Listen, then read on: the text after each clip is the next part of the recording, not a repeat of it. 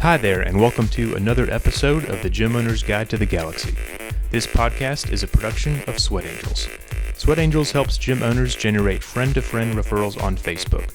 Every month, thousands of affiliate gyms, group fitness clubs, yoga studios, and martial arts schools rely on Sweat Angels to help them grow. To learn more about Sweat Angels, head to causley.com/Sweat Angels. That's causely.com/Sweat Angels, or just search for us on Facebook. Thanks for listening today. I'm John Ruggie. And I'm Matt Sharp. In today's episode, we'll talk to Chris Perilli, owner of PixelMobb and all-around fitness video expert. If you're a gym owner who wants to get started with video, this is the episode for you. Chris talks about why video is such an important part of marketing a gym, how to create your very first video, and even talks about some of the common mistakes to avoid. He'll also recommend his favorite apps and add-ons to take your video quality to the next level. So without further ado, let's welcome Chris to the show.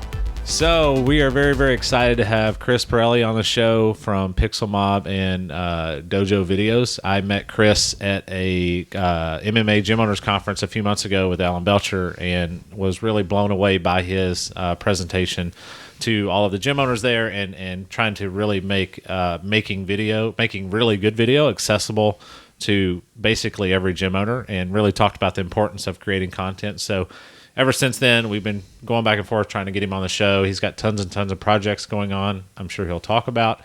But thank you, Chris, for being on the show. And could you just kind of get us started by telling us a little bit about your background and kind of how you kind of got into the business and, you know, how we got to where you are today?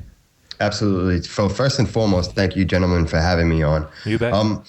So my background is, for lack of a better word, is it goes in a bunch of different directions. So initially, coming out of school, I was working on Wall Street for 9 years almost, until the 9/11 tax. And at that point, I decided, hey, listen, if I'm going to be blown up in a building, I'm going to make sure that what I do in life, I love. So at that point, I went back to school for a few years, got my degree, and was working at an agency and decided, hey, this guy is doing it. I can do this. I've always been into strength training. I've been training martial arts for half my life. I've been boxing since I'm 15. And it was just always been a passion of mine to be in the fitness world. I could remember back when I was maybe like 19 years old, picking up the book for Body for Life from Bill Phillips and reading that and just trying to, develop a sense of how to build my own muscle and whatnot. So with that, we started a production company. I've been doing graphic design on the side, and I met a guy named Mike Hanley who decided that he was going to give us a project to do. So we did a video project for him to sell as an informational product. Before that, I was just doing videos and, stuff for local restaurants and whatnot. And he showed me this blueprint of, hey, listen, this is what we do. I take my coaching and I package it up into this product and I sell it. And this was probably about 2005. And I was like, wow, that sounds pretty cool. He was like, yeah, because the thing is, as a coach, you could really only affect maybe people in your area 10, 15 miles outside. People are not going to travel, 2 hours to come, unless you're a world famous coach and whatnot, and you're at, the NFL league or the UFC. But people are not going to really travel that far. So he created this informational product. I created it for him. We shot some awesome trailers, and it did really well. From that, James Smith, Smitty, contacted me to do a product for him and Joe DeFranco. And we started to do all the products for Joe DeFranco. And these products have sold a copious amount of money over the years. And from then, we just built up this business, PixelMobb, where we've worked with Coach Robert Dos Remedios, Patrick Beath. We've worked with Adam Bornstein, John Romanello, Dean Somerset, Mike Robertson, Andy McCloy. We've pretty much worked with everybody in the top of the industry. Currently, I'm working with Adam Bornstein and Tim Ferriss for the past year to do a lot of the social media marketing and whatnot. And it has just been building over the course of the last decade, and it's been pretty amazing, to say the least. And one of the things that I see that is really great for anybody in the fitness industry, anybody in the combat sport industry, in the martial art industry, is you could affect so many people's lives and change so many lives by packaging up the knowledge that you have. And people say, well, hey, I'm just a coach, I'm a trainer, but everybody is an expert in something. And being able to package that up and get it out to the masses and make sales while you're sleeping is unprecedented. Yeah. So can you tell us a little bit about the business you have now? I know PixelMobb is the project you're most closely involved with right now. Can you tell us a little bit more about that and what you're working on? Yeah, so my life has been pretty sleepless the last couple of months.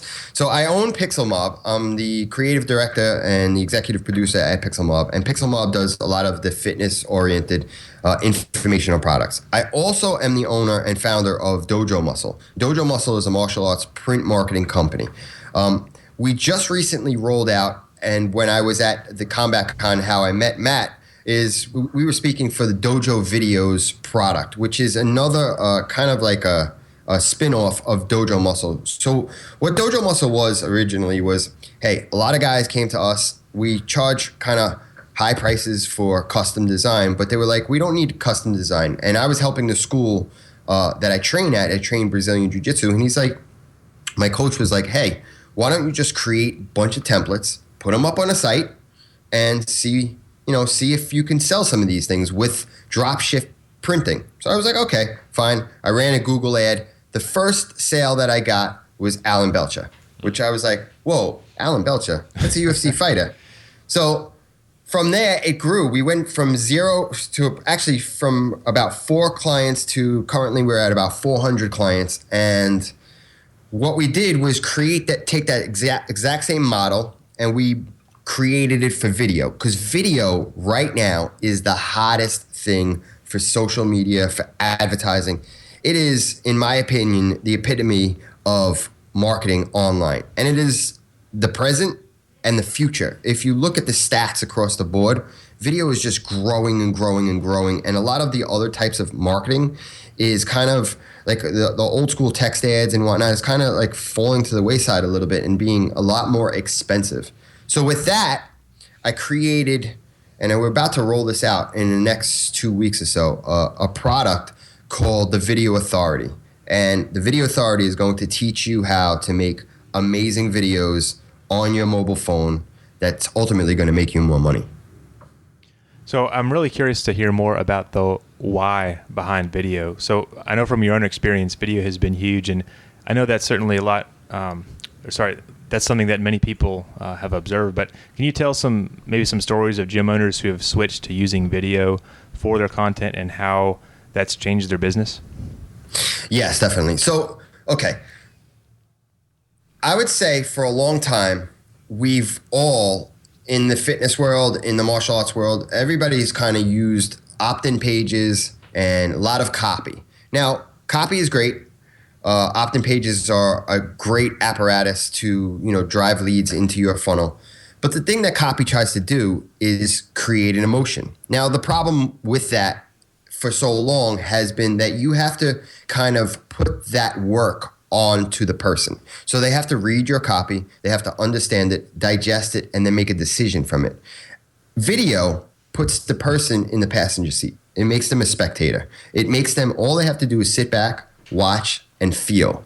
And video connects the senses better than any other medium out there. So creating content for your gym, even if it doesn't have, people I think get a little confused and they think that they have to have these high production, huge productions, and otherwise it's not going to work. Some of the best videos that I've watched are just somebody talking to a camera, and they have said something that resonated in my head, and I'm like, wow, you know what? That whole day I was thinking about that one little tip, that one little thing that they said. You never know what it is that you bring to the table that could connect with somebody and make them a prospect or a future customer. Yeah, Kelly Starr, that's a great example of that. I remember when I first heard about him, I heard about this guy doing mobility on YouTube, and I was like, who would be like talking about stretching on YouTube? Yeah. Right. and now, I mean, he's killing it. But I remember when I went to his YouTube channel, and somehow I learned that he said he was going to create one video per day, and it didn't matter to him like where he was at. I mean, some of these videos have been on airplanes while they're getting ready to take off. I've helped him film one at a gym one time after a seminar. Like, it did not matter. He had one video per day.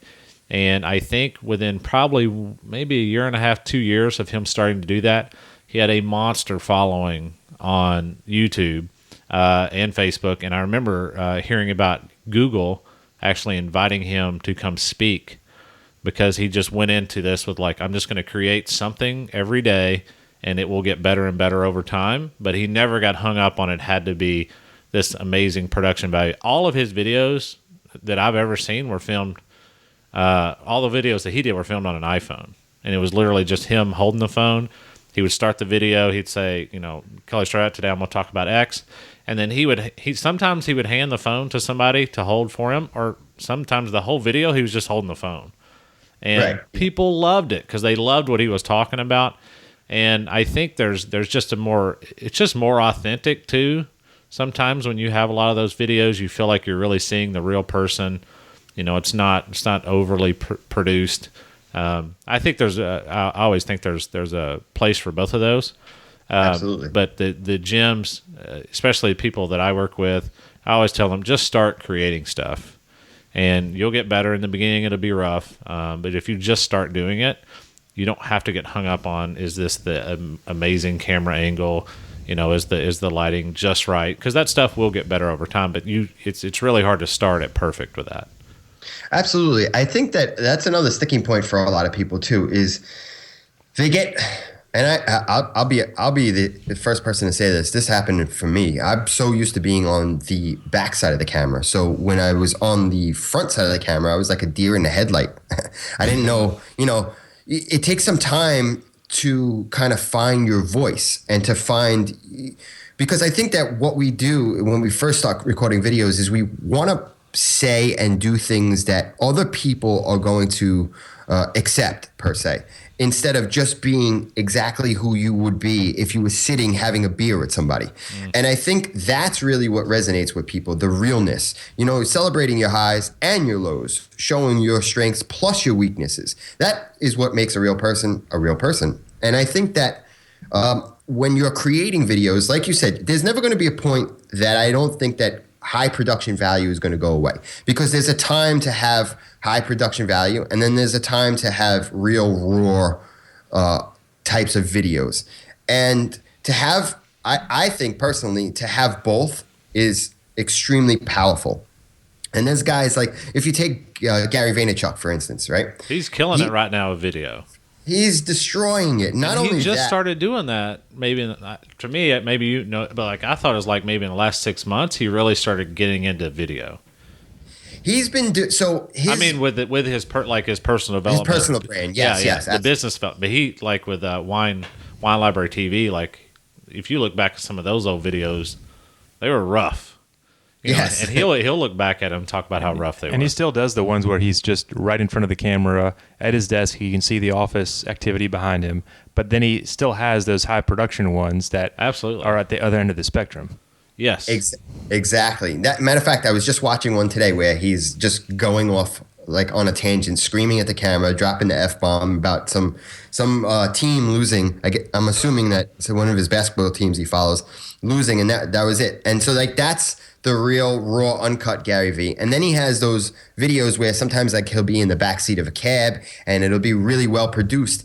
And those are the parables, and that in my opinion is something that every single gym owner, every single entrepreneur really who has a small business, to leverage social media that way, that is, in my opinion, the present and the future of where marketing is going to be and stay. Yeah, I feel he is super authentic in those videos. Mm-hmm. And I think that comes off because he has that combo of the high production value, and then the ones where he's just like on the street Monday morning, people are walking by like saying hi. Like I don't know, I really those really resonate with me because I just feel like they're real. Like it's very authentic, right? And then when he has a high production one, I want to go watch it because of those other ones. You know, I feel like those other ones, it gives like a contrast because you're seeing raw video, and then when you see a production value, it even raises the production value even more because it's such a stark contrast to what he's normally doing. Yeah, you're like rooting for him, right? Exactly. Because you've become a fan through these little kind of quick hitters, and then when they do put together something that's really cool, you're just like, oh, this is amazing, like so much better. You already feel like you know him as a person from those raw videos, and like you said, when you see the highly produced one, then you almost feel like happy for him or proud of what he's done. Mm-hmm. Yeah, absolutely. And I think that every single person who's, especially like a gym owner, a buddy of mine, Pete Isip, he runs Crank. He is somebody who puts out a lot of content and he shows his realness. And I think that showing who you really are is going to, listen, you're going to polarize people no matter what. If you try to pretend and be something that you're not, you're going to offend people. If you try to be yourself, you're going to offend people. But you're going to attract the people that really is your target market. And it's okay. That's life. But I think that everybody, if I could give any advice for people just starting out, is to just get started. Stop overthinking it so much. Just get on a camera, put it on your phone, turn it to your, put it in your face, start making videos. Even if you do, like when I first started, I did 10 that I deleted because they were just so bad. But just do them. You don't have to publish them all. Just start getting used to being on camera, seeing yourself, hearing your voice. That's a huge part. I think most people get scared. You have to overcome that. Yeah, you do. You have to get over that. Yeah, you hear your voice and you're like, who is that person? That's how I sound. Yeah. Have you seen Bedros' first video? He's got his arm in a cast. Yeah, he's got it's pretty famous first video, and he's basically his head is shaved, the light is really dark. He's got a cast. He describes himself as basically looking like he's making a terrorist video. Yeah, it's the worst. It's the worst production video ever. But he uses that as an example of like that video made him a lot of money. Yeah, and it was just because he just started talking about things that he was passionate about, and now his videos are highly produced and look really, really sharp. But that first one was really rough. But he used that example all the time. So on that note, Chris, what if you're making your first video? There are some basic mistakes you can avoid right off the bat that are just so 101 that almost anyone can put them to use. Can you share what those are? Like, I mean, maybe not film right into the sun. That's kind of a no-brainer. But what are the others? Yeah, mainly like if somebody's listening and now they're fired up. What are the basics? Okay, so some of the basics are keeping the video content length. I would say try to keep them under 2 minutes when you're first starting out. As you start to build up repertoire and you start to build up steam, then you could release longer videos. See, the thing is, one of the things, and this is something that we go over heavily in the Video Authority, is creating videos for the web is not creating videos for TV or movies. It's completely different. When you're watching TV, you're a spectator. You're sitting there. You have your remote, your beer, your chips, whatever it is that you're doing, but you're pretty much just sitting there watching. When you're surfing the net, when you're online, you're interacting with the internet. So it's a lot more where people's attention span, they don't read on the net, they surf. So the attention span is not the same as sitting there watching TV. So when you're first creating your videos for the web, do not put video logos. Do not have long, drawn-out things at the very beginning of your video. If you have to, the first 5 seconds is the most crucial part of all videos on social media, all videos on the web. In the first 5 seconds, studies show, especially on YouTube and Facebook, that there's a high drop-off rate after the first 5 seconds. So if you don't capture their attention and you don't specifically say what this video is about in the first 5 seconds, you risk losing them. That's tip number one. Tip number two would be, if you're going to hold the phone yourself, get a selfie stick.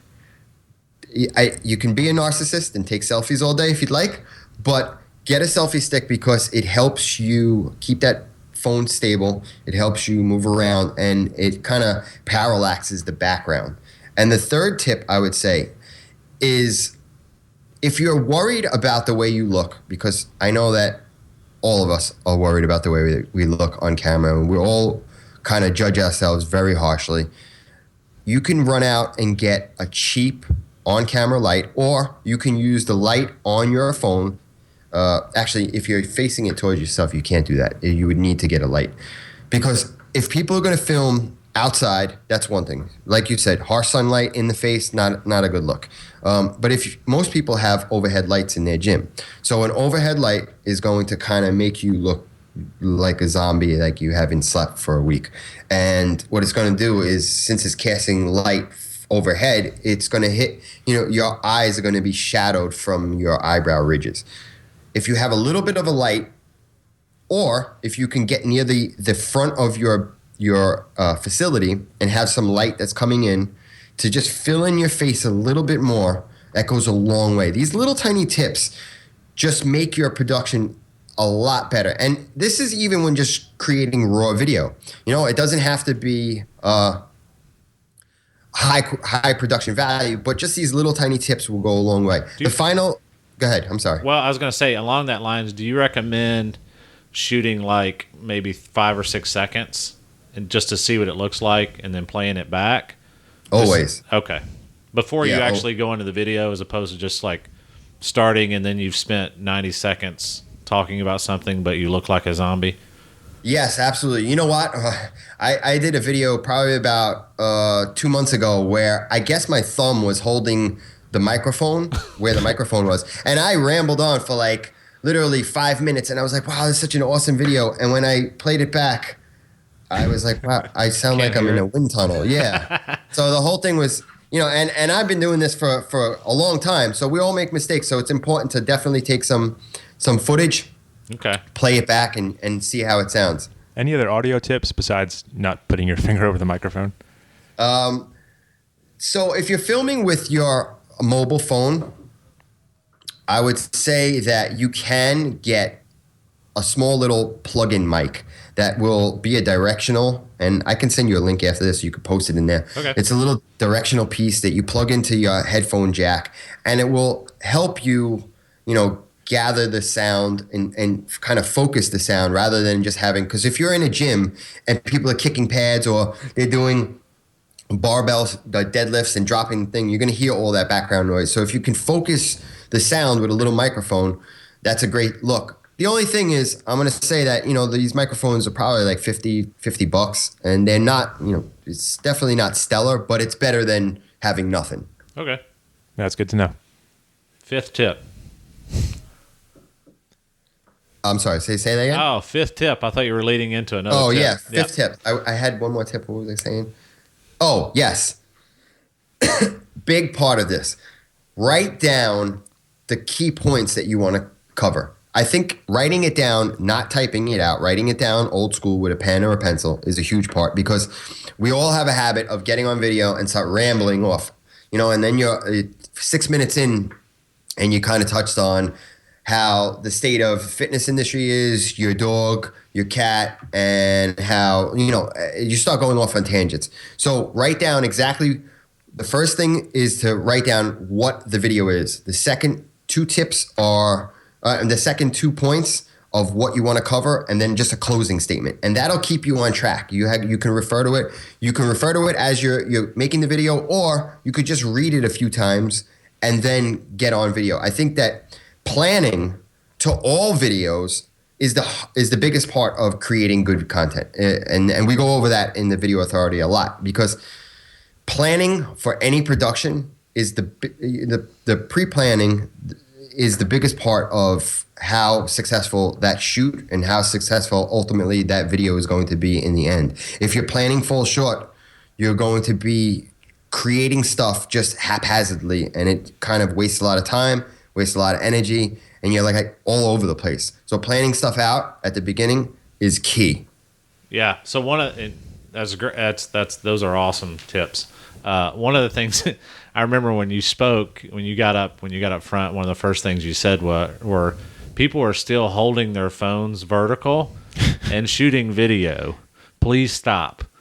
And it was one of those things where I still see people doing that for their gym, and even sometimes they'll start vertical and then turn it sideways, but the camera doesn't switch in the middle of recording.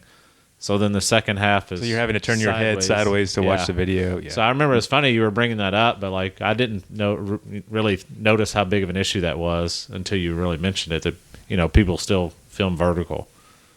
So to touch on that, and I like to always be honest and upfront about things that I say, and then how things change over the time. I'm not going to retract that statement in the terms of when creating content video.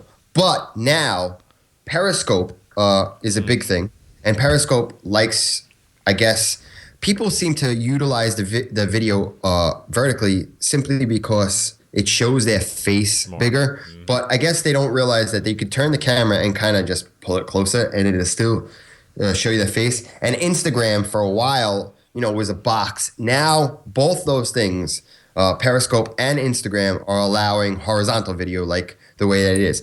If we try to, and let me just take a step back, because I know that there are a bunch of video production companies, and we just had to do a project for somebody who needed vertical video, and it's a real pain to shoot.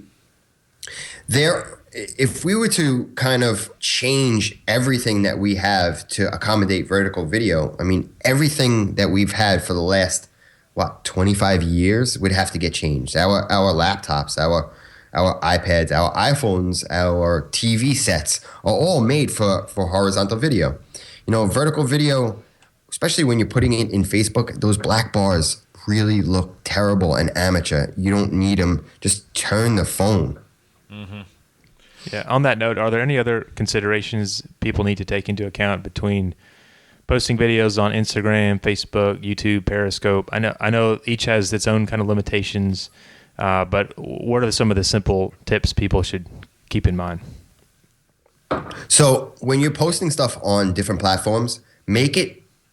I don't think that it's a good idea to post the same exact stuff on each individual platform. Like, for instance, you can't post a video that's going to be more than 15 seconds on Instagram, right? So you make stuff that's specifically for Instagram, maybe a lead-in or like a little montage of 4 or 5 clips, and then you saying one sentence. That's going to drive them over to whatever it is that you're trying to get them to. So if it's an opt-in page or if it's a website, utilize each platform for what it's for. Periscope is for live stuff. So if you're doing something, let's just take an example where you're a CrossFit box and you just released a new video for how to kind of shore up your anterior pelvic tilt, right?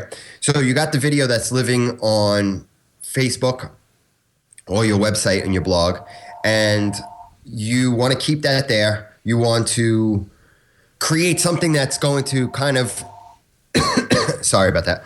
You're going to create something that for Instagram that kind of links into that. Maybe taking little bits and pieces and creating a little montage for Instagram. And then for YouTube, that's the only place that I would say you want to double up your content. You don't want to take your content that's on YouTube and put it on Facebook, because you'll severely lower your ranking on that post.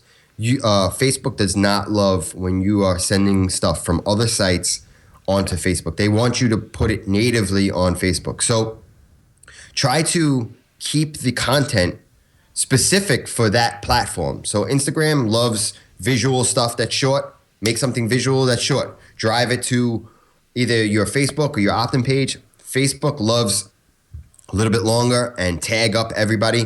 Put it that way. And then YouTube, you can have it there so that you could get the benefit of the YouTube search engine that people go and search on YouTube for. But that's what I would suggest, is to utilize each individual medium for what it's for. Yeah, I hear Gary Vee talk a lot about that as well. Don't try to mix everything together. And it really goes back to what you mentioned earlier about planning for the production ahead of time. Knowing where that content is going to be posted before you even shoot is really crucial. Yeah, planning is everything. Hey, if you know, go ahead. I'm sorry. No, go ahead.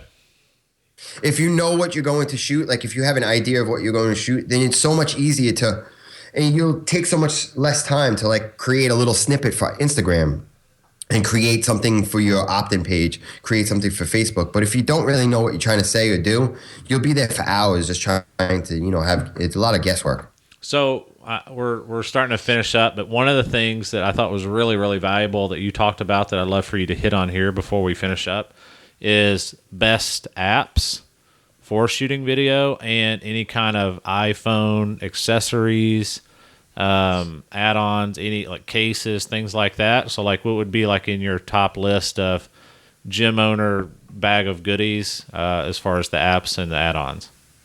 All right, so I'm going to just give myself a real quick plug here because in the video authority, we're going to go over all of this stuff in detail. But I would say if you have an iPhone, two things that I love specifically that I use for pretty much the entire product that we filmed is the Action Life Media M-Cam Pro. And what it is a milled aluminum case. You pop your iPhone in. It has a 37 millimeter wide angle on it, and it gives the phone such a cinematic look. If you don't have an iPhone and you have an Android or you have another type of phone, an LG or whatnot, you can get something called the Beast Grip Pro. And this is the new tool that I've been using a lot. And it's really great. It's adjustable to different size phones, and it has a really solid handle on it. The other things that I would say that is a must-have is a light. So I use the Roto light. It's about $150. Comes with a case. Comes with a bunch of different gels that you can gel the light color to whatever it is. You can mount it to the top of the Action Life Media or the Beast Grip Pro, and it just fills in. Like I said, it fills in those dark circles that everybody gets from overhead light. Finally, a little microphone if you can get it. A Rode mic would be even better. There's a little bit of a learning curve with that because you need to have a breakout cable because the way that the iPhone records, you need to have a way to monitor it as well.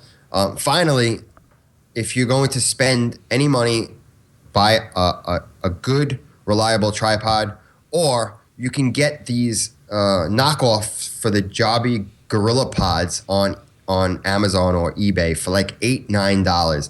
And they're great. I use them in the video authority as a handheld thing or to mount the case somewhere. But the biggest thing I would say is to get that phone in some sort of case with a lens, because the phone itself, both the iPhone and the Androids, they have amazing cameras, but the lens just really takes the whole look of everything to the next level. It kind of quells it kind of like dulls the highlights a little bit to just make it a lot more cinematic. Plus, it gives you a bigger, wider view. And for $150, you really can't go wrong. All right, so apps. There was a couple apps you talked about I thought were pretty strong. One of them was it ProCam? ProCam is, so I was going back and forth between, for the iPhone, there is ProCam and Filmic. Those are the two that I've been using back and forth. For a little bit, Filmic was a little bit buggy, but they shored up all that stuff, and Filmic is amazing. One of the things that I like about Filmic over ProCam is the fact that you can adjust the bit rate, meaning that you could shoot something at like super high quality broadcast bit rate. This probably sounds like a different language to a lot of people, but you get such a better quality video as opposed to some of the stuff in ProCam. You can't actually change that bit rate, but ProCam sometimes is a little bit more user friendly when you're just running and gunning. Now, if you're on the Android, iMovie Maker is similar to ProCam and Filmic. Right now, I keep going back and forth between ProCam and Filmic. Lately, I've been using Filmic a lot lately because it's stable again, and the stuff that you could do with it is just like the slow motion that comes out of the cameras. The look of the iPhone footage is really incredible. I put it next to my $6,000 cinema camera, and people can't. And I'm talking about people who are like my peers that we've been producing videos with for years. They can't tell the difference. That's awesome. That makes me think we ought to get one ourselves. So I was looking at the Beast Grip Pro, and that's a serious piece of hardware for the camera. Yeah, for sure. Awesome. Well, it was awesome having you talk about some of these tips and tricks. This has been a very, very kind of tactical episode, I think, for owners that are trying to get into producing content and producing video, especially like the tips and tricks near the end. I feel like those are things that people can start using tomorrow. And I'm definitely going to push this to everyone I know to have them start making some videos and some good ones. Yeah, Chris, thanks so much for being on the show with us. We really appreciate it. Thank you for having me, guys. All right, Chris. Appreciate it, man. Thanks, guys. All right, take care. All right. Thanks again for listening today. The Gym Owner's Guide to the Galaxy was produced by Matt Sharp, Jeremy Russell, and me, John Ruggi. To make sure you catch every episode, search for The Gym Owner's Guide to the Galaxy on iTunes or wherever you download podcasts. We're always looking for industry leaders to interview on the show, so if there's anyone you'd like to see us feature on a future episode, let us know at podcast@causley.com. That's cause.ly.com. We are a production of Sweat Angels, the #1 referral program for gym owners. Sweat Angels helps drive new members at your gym by combining Facebook check-ins with giving back. If you haven't heard of us, just go to causley.com/sweatangels or search for us on Facebook. Thanks for listening. We'll see you next time on the Gym Owner's Guide to the Galaxy.